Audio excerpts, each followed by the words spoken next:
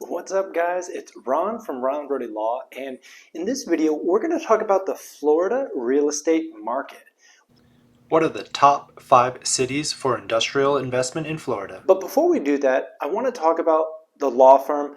What we do is we help commercial real estate investors buy and invest throughout the United States. In particular, I'm licensed in Florida and Texas, so smash that like button, subscribe, it's free, it helps out the YouTube algorithm. All right, let's get started. So everybody has heard about the miraculous state of Florida. What we're talking about is this beautiful beach covered. It is zero state income tax, whether you like the politics or not. Florida has been a real hotspot of population growth.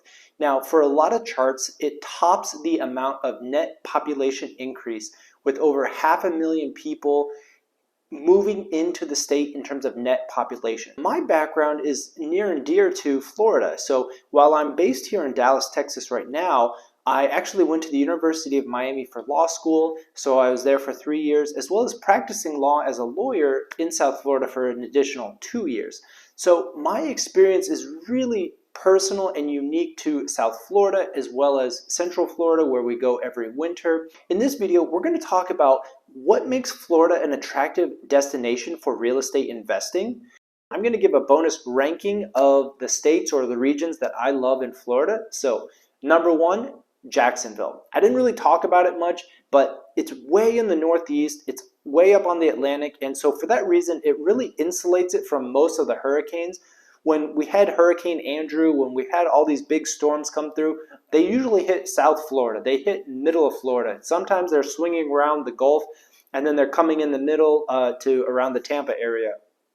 Jacksonville is largely insulated. By the time the hurricanes make it up the coast, it's really just a tropical storm and just a lot of rainwater.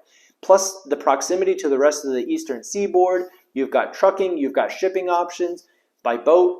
I think Jacksonville, number 1, it's about 1 million people in the population, very strong economy, so Jacksonville gets my number 1 spot. Number 2, Tampa, St. Pete. I know I just talked about the Hurricane Ian, but that's some recency bias. I think with that destruction, with that chaos, it comes an opportunity. So if you're an investor looking for a strong middle market, the population of Tampa and St. Pete is not as big as Jacksonville. I think combined maybe they're close, but maybe 700,000, 750. And it's a smaller market where buildings are a little bit cheaper. It's going to be more affordable to enter this market and build a critical mass of properties. But I really like Tampa. Again, it's a little bit closer to the rest of the state. It's central. It's got proximity to Orlando. You've got a lot of shipping that can support the entire state. So industrial in Tampa, St. Petersburg gets my number 2. Number 3 would be South Florida. South Florida is such a huge, huge market. It includes Miami, it's Broward, and usually people even include West Palm Beach or Palm Beach County. And I think what's different about South Florida is really the compactness and that international inflow of capital. So it is a very robust area that I would say is, everything is infill. So everything that you're looking at is going to be bordered by people, existing buildings, maybe a river, roads, residential subdivisions. Everything is built up.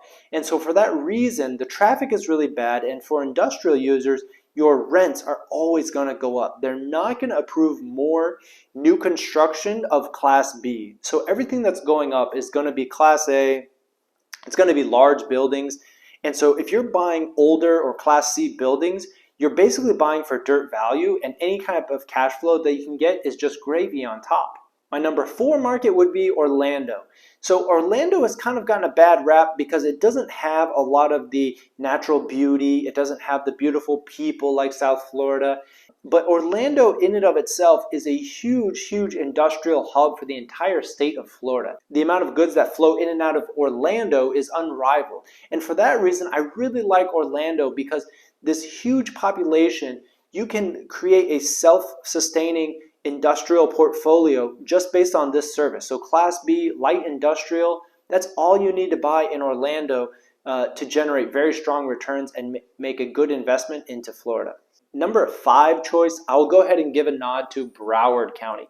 So this is a little bit different than South Florida because in my mind, I think of Dade County, I think of everything within 95 over to Doral and that kind of area. If you look at just north of Dade County, you have Broward. And this is really kind of a newer subdivision. You've got larger lots, you've got a little bit newer homes. Everything in Broward just feels like a regular suburb. And I think that that's great, but the proximity and the location to a lot of that capital inflow from Miami, a lot of the job creation, but a lot of people live in Broward. So if you're an investor like me and you're looking more for Class B, you're looking for the service products, you don't need a massive 42-acre redevelopment site. There is a lot of existing population for people that need light industrial, and Broward is just like any other suburb with the benefit of being proximate neighbors to South Florida for Miami. They have the international capital inflows, and finally they have the boon of just population moving. But Broward is a nice place to live, and I think that's what kind of makes it attractive for me, is that it is a subdivision, boring community. I'm sorry to all my Broward friends, but sometimes it is boring. But it has the demographic population increase, and it's a nice place where people want to live. When you have people that want to live there, they're going to generate more demand for goods and services. So that wraps up this video on Florida. I hope you learned something. If you want to learn more about Florida, drop a note in the comments. Otherwise, smash that like button. Subscribe if you like industrial or commercial real estate content, and we'll see you next time.